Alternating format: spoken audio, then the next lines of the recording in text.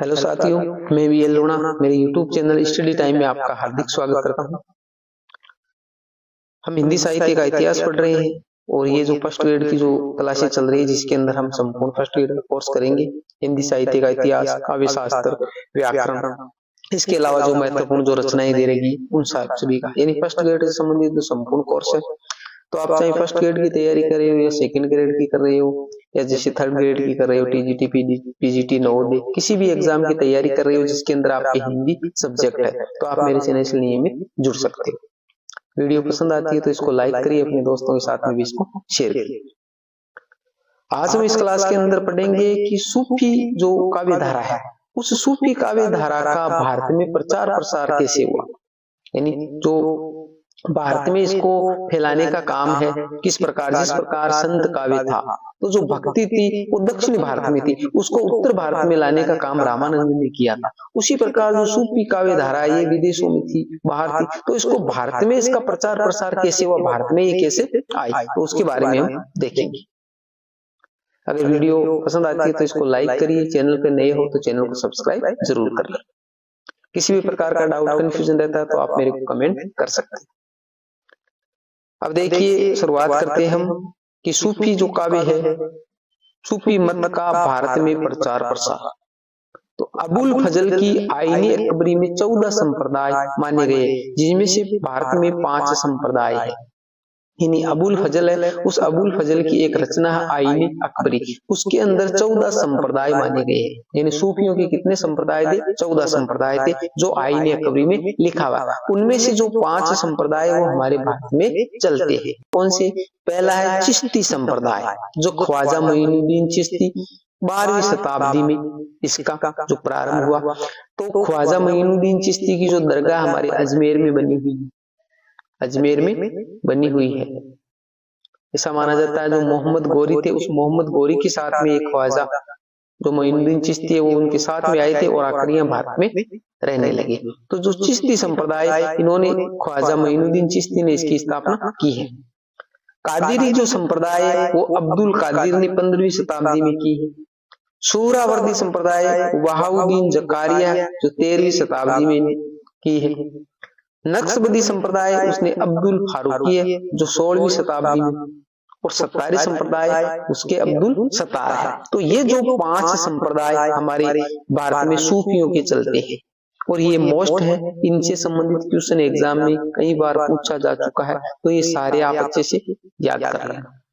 चिश्ती संप्रदाय ख्वाजा मोइनुद्दीन चिश्ती है, कादिरी संप्रदाय अब्दुल कादिर है, सूरावर्दी संप्रदाय बहाउद्दीन जकारिया है, नक्शबंदी संप्रदाय अब्दुल फारूकी है और सत्तारी संप्रदाय अब्दुल सत्तार है। इनसे संबंधित क्वेश्चन कैसे पूछा जाता है? इनसे संबंधित आपको ऐसे पूछा जा सकता है कि चिश्ती संप्रदाय के जो प्रवर्तक है तो ख्वाजा मोइनुद्दीन चिश्ती है, या फिर एक साइड में ऐसे हमारे ये सारे संप्रदाय दे देंगे, इधर ये हमारे जो इसके प्रवर्तक है, जो इसकी स्थापना करने वाले, उनके नाम दे देंगे। फिर आपको इसको मिलान करने के लिए बोल देंगे। जैसे मान लिया चिश्ती संप्रदाय ख्वाजा मोइनुद्दीन 3 नंबर पे दे देगा, तो आपको इसको मैच करना होगा। तो ये सारे आप अच्छे से याद कर लें।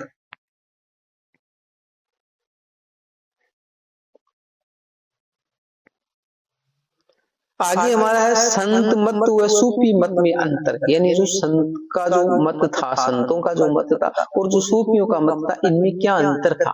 ठीक है, तो ये अंतर भी जानना जरूरी है कि संतों के जो विशेषताएं थी वो कौन सी थी और हमारे सूफियों की क्या विशेषताएं थी। तो देखिए, संत मत में क्या होता था? ज्ञान को प्रधान तत्व माना, यानी संतों ने है, क्योंकि हमने पढ़ा भी है ज्ञानाश्री और प्रेमाश्री। प्रेमाश्री, तो ज्ञानाश्री और प्रेमाश्री नाम इसलिए पड़ा है क्योंकि जो संत थे उन्होंने ज्ञान को महत्व दिया और जो सूफी थे उन्होंने प्रेम को महत्व दिया। तो संतों की जो विशेषताएं हैं उसमें क्या है? ज्ञान को प्रधान तत्व माना। आगे 2 नंबर में आत्मा को पत्नी माना, यानी जो संत है वो आत्मा को क्या मानते? पत्नी मानते। जिस प्रकार कबीर है, तो कबीर ने क्या खुद को क्या है? पत्नी माना है और परमात्मा को पति माना है। परमात्मा को पति माना है। मुक्तक काव्य प्रधान, यानी इन्होंने जैसे कबीर ने लिखा है तो इन्होंने मुक्तक जो रचनाएं वो ज्यादा की है।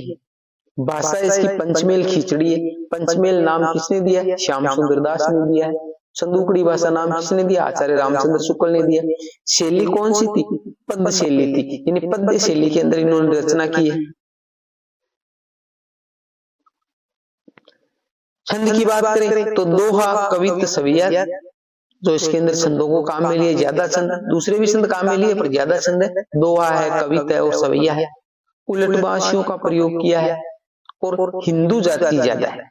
तो ये हमारे जो 9 पॉइंट है जो हमारे संत साहित्य से संबंधित है।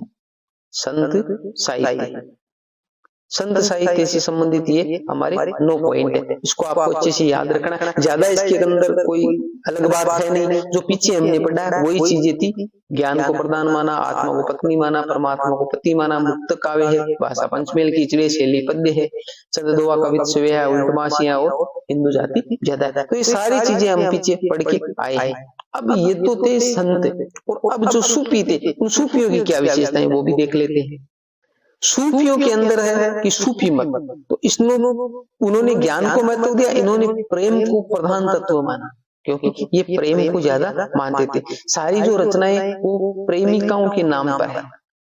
प्रेमिका जिसको नायिका बोलते, तो उन नायिकाओं के नाम पर सारी रचनाओं के नाम है नायिकाओं पे है, और इसमें नायक और नायिका के बीच में आपस में जो प्रेम है उस प्रेम को दर्शाया गया। तो प्रेम तत्वों को इन्होंने ज्यादा महत्व दिया है। भगवान को उसी रूप में माना है। लौकिक और अलौकिक के बारे में हमने पढ़ा है। लौकिक जो प्रेम था उसको इन्हें अलौकिक रूप में माना है। आत्मा को पति माना है।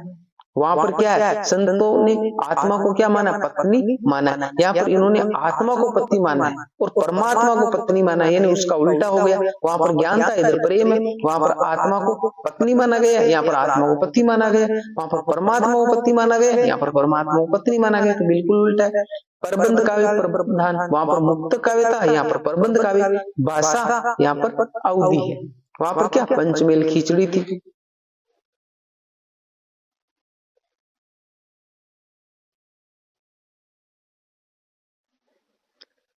यहाँ पर शैली कौन सी है? कड़वक शैली है, जिसको मसनवी शैली बोला जाता है। और वहां पर कौन सी थी?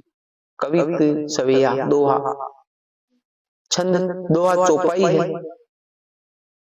वहां शैली पद्य शैली थी, ठीक है, पद्य शैली थी। और छंद है वो दोहा चौपाई, वहां पर दोहा सवैया वो थी। कथानक रूढ़ियों का प्रयोग, वहां पर उलटवासियों का प्रयोग किया है। मुस्लिम जाति ज्यादा, वहां पर हिंदू जाति ज्यादा थी। तो कहने का मतलब उसका बिल्कुल उल्टा है। तो ये कोई ज्यादा भेद वाली बात नहीं है, आप आराम से इसको याद कर लोगे, ज्यादा रटने की जरूरत नहीं है, सिंपल सी बातें हैं। आगे देखो,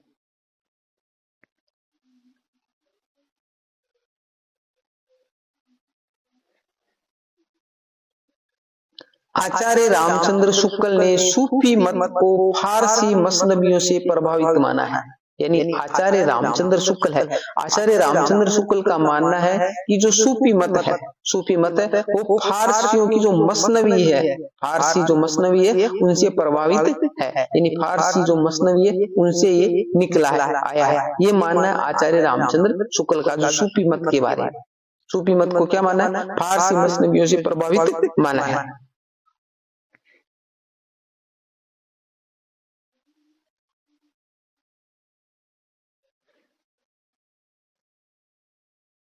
अब सूफी साधना की अवस्थाएं, सूफी साधना की अवस्थाएं, यानी सूफियों की अवस्थाएं हैं। जो सूफी जो साधना करते हैं, जो भक्ति करते हैं, ठीक है, तो उसकी कुछ अवस्थाएं हैं, किस प्रकार ये भक्ति करते हैं। तो पहले जो है वो है शरीयत, दूसरी है तरीकत, तीसरी है हकीकत और चौथी है मारिफत।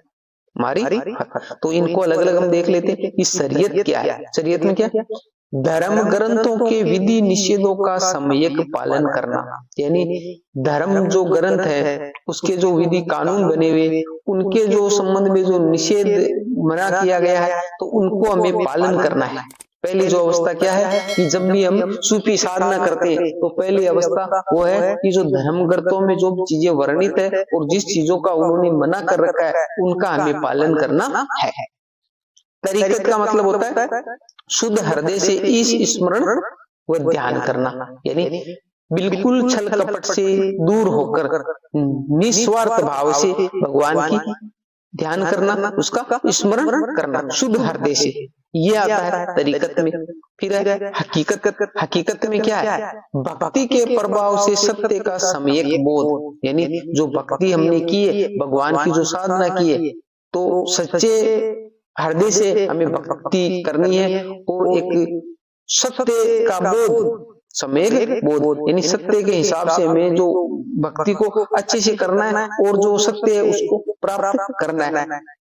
मारिफत कठिन व्रतों से प्राप्त सिद्धावस्था जिसमें साधक परमात्मा में लीन हो जाता है। ये जो मारिफत है वो अंतिम है, यानी का मतलब भक्ति को इस लेवल तक लेकर जाना है कि इतनी भक्ति करना है जिससे क्या हो कि जो आत्मा और परमात्मा है, आत्मा और परमात्मा, इन दोनों में जो भेद है वो भेद है वो बिल्कुल खत्म हो जाए, दोनों एक ही हो जाए, यानी आत्मा और परमात्मा में फिर हम भेद ना कर सके। तो यहाँ तक भक्ति करना है। कठिन व्रतों को प्राप्त करने, कठिन जो नियम कायदे बने उनका पालन करते हुए इस लेवल पर भक्ति हमारे को करनी है। तो ये इनकी है जो सूफियों की जो साधना की अवस्थाएं। तो इनको भी आपको इनसे संबंधित क्वेश्चन भी मोस्ट पूछा जा चुका है। ठीक है, शरीयत, मारिफत, तरीकत, हकीकत और मारिफत, इनका कर्म पूछा जा सकता है कि पहले कौन सी आएगी, दूसरे नंबर पर कौन सी आएगी। तो शरीयत, तरीकत, हकीकत, मारिफत, इनको कर्म से याद करना है। दूसरी बात है इनको फिर शरीयत में क्या आता है, इनको मिलान वाला पूछा जा सकता है। ये शरीयत में क्या है तो ये लाइन देकर पूछा जा सकता है। तो शरीयत में धर्म ग्रंथों के विधि निषेधों का सम्यक पालन करना है। तरीकत में शुद्ध हृदय से इस स्मरण में ध्यान करना है। हकीकत में भक्ति के प्रभाव से सत्य का सम्यक बोध करना है। और मारिफत में कठिन व्रतों से प्राप्त सिद्धावस्था जिसमें साधक परमात्मा में लीन हो जाता है। तो ये जो सारी चीजें हैं वो आपको अच्छे से याद करना है। आगे कुछ मुख्य पॉइंट यानी बिंदु दे रखे जिसको हम अगली क्लास के अंदर देखेंगे। उम्मीद करता हूँ यहाँ तक आपने जो पढ़ा वो अच्छे से समझ में आया होगा। किसी भी प्रकार का डाउट, कंफ्यूजन है तो आप मेरे को कमेंट कर सकते हो। मिलते हैं अगली वीडियो में, तब तक के लिए जय भीम, जय भारत।